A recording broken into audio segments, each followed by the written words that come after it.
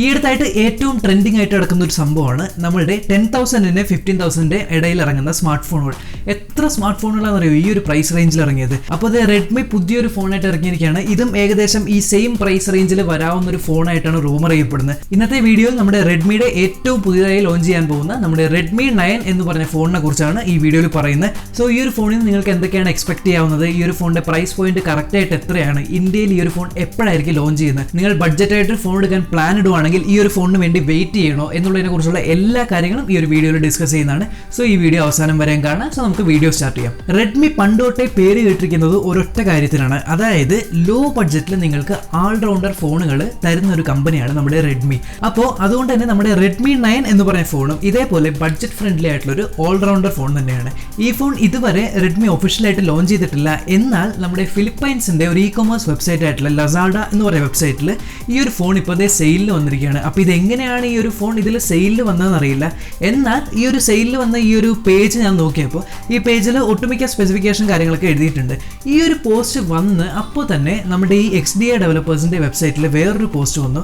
അതിലാണെങ്കിൽ detailed ആയിട്ട് ഈ ഒരു ഫോണിനെ കുറിച്ചുള്ള എല്ലാ കാര്യങ്ങളും ആ ഒരു വെബ്സൈറ്റിൽ അവർ പബ്ലിഷ് ചെയ്തിട്ടുണ്ട്. അതുകൊണ്ട് തന്നെ ഈ ഫോൺ റിലീസ് ആയി കഴിഞ്ഞാൽ ഉറപ്പായും ഈ സ്പെസിഫിക്കേഷൻ എല്ലാം തന്നെ ആയിരിക്കും ആ ഒരു ഫോണിലുള്ളത്. അപ്പോൾ ആ ഒരു ലീക്കിന്റെ ലിങ്ക് നിങ്ങൾക്ക് വേണമെങ്കിൽ ഈ ഒരു വീഡിയോയുടെ ഡിസ്ക്രിപ്ഷനിൽ ഞാൻ ആ ലിങ്ക് ഇടുന്നതായിരിക്കും. ഈ ഫോൺ ആദ്യം ഞാൻ കണ്ടപ്പോൾ വിചാരിച്ചത് നമ്മുടെ റെഡ്മിയുടെ Note 8 Pro എന്ന് പറഞ്ഞ ഫോൺ തന്നെയാണെന്ന്. കാരണം ഇതിന്റെ ബോഡി നോക്കിക്കഴിഞ്ഞാൽ എക്സാക്ട് നമ്മുടെ Note 8 Proയുടെ ക്ലോൺ തന്നെയാണ്. അതായത് ഇപ്പോൾ ഇതിന്റെ കേസ് അല്ലേ, ഇതിന്റെ കേസ് എന്ന് പറയുന്നത് നമ്മുടെ Note 8 Proയിലുള്ള ആ സെയിം കേസ് തന്നെ ഈ ഒരു ഫോണിനും ഫിറ്റ് ആവും. അപ്പോൾ അതുകൊണ്ട് തന്നെ സെയിം ബോഡിയാണ്. പക്ഷെ ഒരു ചെറിയൊരു ചേഞ്ച് മാത്രമേ ഈ ഒരു ബോഡിയിൽ വന്നിട്ടുള്ളൂ. അതെന്താണെന്ന് ഞാൻ ഈ വീഡിയോയിൽ കുറച്ച് പോകുമ്പോൾ പറയുന്നതായിരിക്കും. അപ്പോൾ നമ്മൾക്ക് ഇതിന്റെ കീ സ്പെസിഫിക്കേഷൻ എന്തൊക്കെയാണെന്ന് ആദ്യം നോക്കാം. ഇതിൽ വരുന്ന CPU എന്ന് പറയുന്നത് നമ്മുടെ Helio G80 എന്ന് പറഞ്ഞ പ്രോസറാണ്. അപ്പോൾ Helio G80 ഈ അടുത്തായിട്ട് അത്യാവശ്യം ഫേമസ് ആയി വരുന്ന ഒരു പ്രോസറാണ്.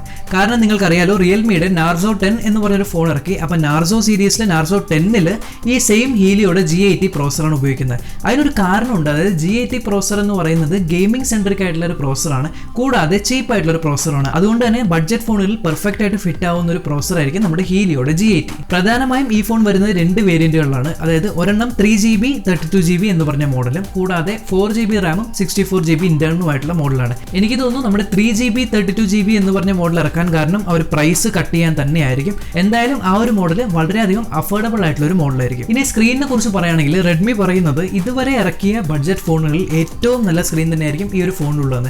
കൂടാതെ ഇത് 6.53 ഇഞ്ചിന്റെ ഒരു IPS LCD ആയിട്ടുള്ള ഒരു പാനലാണ്.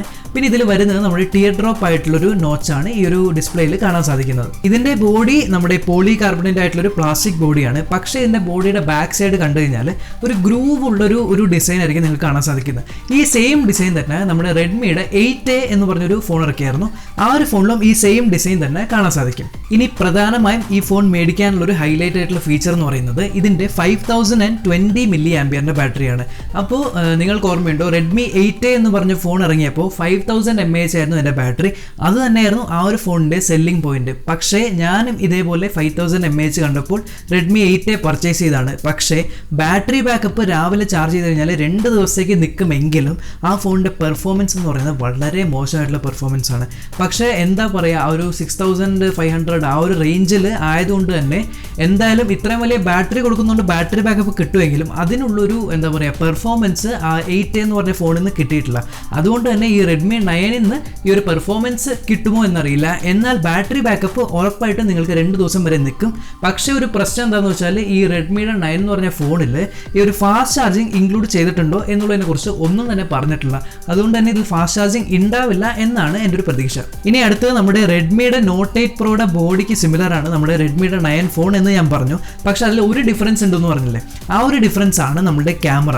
നിങ്ങൾക്കറിയാലോ ഇതിൻ്റെ ക്യാമറ ബാക്ക് സൈഡ് കണ്ടു കഴിഞ്ഞാൽ നമ്മുടെ Note 8 പോലെ തന്നെ ഒരു ക്വാഡ് ക്യാമറ സെറ്റപ്പ് ആയിട്ട് തോന്നും. പക്ഷേ ഇതിലുള്ള ക്വാഡ് ക്യാമറ സെറ്റപ്പ് കുറച്ച് ഡിഫറെന്റ് ആണ്. അതായത് നിങ്ങൾക്കൊരു 13 മെഗാപിക്സലിന്റെ നോർമൽ ആയിട്ടുള്ള വൈഡ് ആംഗിൾ സെൻസറും പിന്നെ 8 മെഗാപിക്സലിന്റെ അൾട്രാ വൈഡും കൂടാതെ 5 മെഗാപിക്സലിന്റെ മാക്രോ ക്യാമറയും കാണാൻ സാധിക്കും. ഇനി നാലാമത് കാണുന്ന ആ ഒരു സർക്കിൾ ശരിക്കും ക്യാമറയല്ല, അത് നമ്മുടെ ഫിംഗർ പ്രിന്റ് സെൻസറാണ്. അത് ഏകദേശം ക്യാമറ പോലെ ബ്ലെൻഡ് ആവുന്ന രീതിയിലാണ് അവർ ഈ ഒരു ഫോണിൽ വെച്ചിരിക്കുന്നത്. എന്നാൽ ഇതിന്റെ നാലാമത്തെ ഡെപ്ത് സെൻസിങ് ക്യാമറ വെച്ചിരിക്കുന്നത് തൊട്ട് സൈഡിൽ നമ്മുടെ ഫ്ലാഷിന്റെ അടിയിലായിട്ടാണ്. അതുകൊണ്ട് തന്നെ ഒരു ഇൻട്രസ്റ്റിംഗ് ആയിട്ടുള്ള ഒരു ഡിസൈൻ ചേഞ്ച് ചേഞ്ചാണ് ഈ ഒരു ഭാഗത്ത് മാത്രം അവർ വരുത്തിയിരിക്കുന്നത്. ഇനി ഫ്രണ്ട് ക്യാമറ നമ്മുടെ 5 മെഗാ പിക്സലിലെ ഫ്രണ്ട് ക്യാമറയാണ്. പക്ഷേ റെഡ്മിയുടെ ഈ ഫ്രണ്ട് ക്യാമറയിൽ നല്ല ബ്യൂട്ടിഫിക്കേഷനും കാര്യങ്ങളും അങ്ങനത്തെ ഭയങ്കരമായിട്ടുള്ള സോഫ്റ്റനിങ്ങും കാര്യങ്ങളൊക്കെ ചെയ്യുന്നതുകൊണ്ട് തന്നെ സെൽഫീസ് കുഴപ്പമില്ലാതെ വരും. പക്ഷേ എന്താ പറയുക, ബ്യൂട്ടി സെൻട്രിക് ആയിട്ടുള്ള ആൾക്കാർക്കൊക്കെ ആണെങ്കിൽ ആ ഒരു സെൽഫീസൊക്കെ ഓക്കെ ആയിരിക്കും. നിങ്ങളിപ്പോൾ കറക്റ്റായിട്ട് ക്ലിയർ ആയിട്ടുള്ള കളറൊക്കെയാണ് പ്രതീക്ഷിച്ച് സെൽഫി എടുക്കുന്നവരാണെങ്കിൽ എന്തായാലും നിങ്ങൾക്ക് ആ ഒരു കളർ ഈ ഒരു ഫോണിൽ നിന്ന് കിട്ടുന്നതല്ല. അപ്പോൾ ഇതൊക്കെയാണ് ജനറലായിട്ട് ഈ ഒരു ഫോണിൽ നിന്ന് നിങ്ങൾക്ക് എക്സ്പെക്ട് ചെയ്യാവുന്നത്.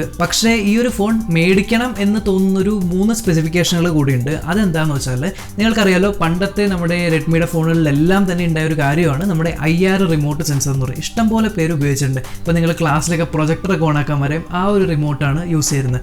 അതുകൊണ്ട് തന്നെ ആ IR റിമോട്ട് ഫീച്ചർ നമ്മുടെ റെഡ്മിയുടെ 9 ഫോണിൽ എന്തായാലും ഉണ്ടാവും. പിന്നെ ഉള്ളത് നമ്മുടെ USB-C ആണ്. USB-C ഇപ്പോൾ 2020 ഇറങ്ങുന്ന എല്ലാ ഫോണുകളിലും ഇപ്പോൾ USB-C തന്നെയാണ് കണ്ടുവരുന്നത്.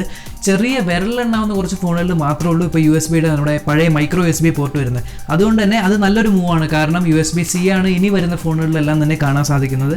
അതുകൊണ്ട് USB-C ഒരു ഫോണിലുള്ളത് വളരെ നല്ലൊരു കാര്യമാണ്. കൂടാതെ ഈ ഒരു ഫോണിൽ നിങ്ങൾക്ക് 3.5mm ജാക്ക് ഉണ്ടാവും. 3.5mm ജാക്കിൻ്റെ കാര്യം ഇപ്പോൾ ഭയങ്കര ഇൻട്രസ്റ്റിംഗ് ആണ്. അതായത് നിങ്ങളിപ്പോൾ ഒരു ഫോൺ മേടിക്കുകയാണെങ്കിൽ നിങ്ങളുടെ ഈ സ്പെസിഫിക്കേഷനിൽ ഫിൽറ്റർ ചെയ്യുമ്പോൾ പോലും ആൾക്കാർ 3.5mm ജാക്ക് ഉള്ള ഫോണാണോ 3.5mm ജാക്ക് ഇല്ലാത്ത ഫോണാണോ എന്ന് ഒരേ ആൾക്കാരെ ഫിൽറ്റർ ചെയ്യാൻ തുടങ്ങി. സോ ഇത്രയും അധികം ഇമ്പോർട്ടൻസ് ഉള്ള ഒരു സാധനമായിട്ട് നമ്മുടെ 3.5mm ജാക്ക് മാറിയിട്ടുണ്ട്. എന്നാൽ ആ ഒരു 3.5mm ജാക്ക് ഈ ഒരു ഫോണിലുണ്ട്. ഈ ഫോൺ നിങ്ങൾക്ക് 3 കളറിലായിരിക്കും വരുന്നത്. ഇപ്പോൾ നിങ്ങൾക്ക് ആ കളർ ഏകദേശം കാണാൻ സാധിക്കും. ഒരെണ്ണം എന്ന് പറയുന്നത് നമ്മുടെ ബ്ലൂ അല്ല പെർപ്പിൾ അല്ലാത്തൊരു കളറാണ്. പിന്നെ ഒരെണ്ണം ഒരു ടീൽ കളറും പിന്നെ ഒരെണ്ണം ഗ്രേ കളറുമാണ്. ഇതെന്തായാലും ഈ ലൈറ്റ് അടിക്കുന്ന സമയത്ത് ചെറിയൊരു റിഫ്ലക്ഷനും കാര്യങ്ങളൊക്കെ ഉള്ള ടൈപ്പിലൊരു ബോഡി ആയതുകൊണ്ട് തന്നെ കളർ ചെറിയതായിട്ടൊന്ന് ഗ്രേഡിയൻ്റ് എഫക്റ്റ് ഒക്കെ കിട്ടാൻ സാധ്യതയുണ്ട്. ഇനി ഫൈനലായിട്ട് എനിക്ക് പറയാനുള്ളത് ഇതിൻ്റെ പ്രൈസാണ്. അതായത് ഞാനിപ്പോൾ നേരത്തെ പറഞ്ഞില്ലേ ലസാഡ എന്ന് പറഞ്ഞ വെബ്സൈറ്റിൽ ഇതിൽ അവരിട്ടേക്കുന്ന പ്രൈസ് എന്ന് പറയുന്നത് 7,990 പെസോസ് ആണ്. അപ്പോൾ ഫിലിപ്പൈൻസിലെ പെസോസ് ഇന്ത്യൻ റുപ്പീസായിട്ട് കൺവേർട്ട് ചെയ്യുമ്പോൾ ഏകദേശം ഒരു 12,000 റുപ്പീസാണ് നമ്മുടെ 4GB 64GB വേരിയൻറ്റിന് വരുന്നത്. ഇനി ഇതിൻ്റെ ഒഫീഷ്യൽ റിലീസ് ഇതുവരെ റെഡ്മി എന്നാണെന്ന് പറഞ്ഞിട്ടില്ല. അതുകൊണ്ട് തന്നെ ഇന്ത്യയിൽ ഇത് എന്നായിരിക്കും റിലീസ് ചെയ്യുന്നതെന്ന് ഒരു ഐഡിയ ഇല്ല. എന്നാൽ ഈ അടുത്ത് തന്നെ റിലീസ് ആകും എന്ന് ഇഷ്ടംപോലെ റൂമറുകളൊക്കെ ഉണ്ട്. അപ്പോൾ എന്തായാലും കണ്ടു തന്നെ അറിയണം ഇത് എന്നായിരിക്കും റിലീസ് ചെയ്യുന്നതെന്ന്.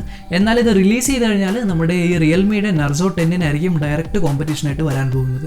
അപ്പോൾ ഈ ഒരു വീഡിയോ നിങ്ങൾക്ക് ഇൻഫർമേറ്റീവ് ആയിട്ട് തോന്നിയെങ്കിൽ എന്തായാലും എൻ്റെ ചാനൽ സബ്സ്ക്രൈബ് ചെയ്യാൻ മറക്കരുത്. കൂടാതെ സബ്സ്ക്രൈബ് ചെയ്ത ശേഷം ആ ഒരു ബെൽ ബട്ടൺ ക്ലിക്ക് ചെയ്ത് ഓൾ എനേബിൾ ചെയ്ത് കഴിഞ്ഞാൽ ഇതേപോലെ ഒരു വീഡിയോ അപ്ലോഡ് ചെയ്യുമ്പോൾ ആദ്യം തന്നെ നിങ്ങൾക്ക് നോട്ടിഫിക്കേഷൻ ആയിട്ട് കിട്ടുന്നതായിരിക്കും.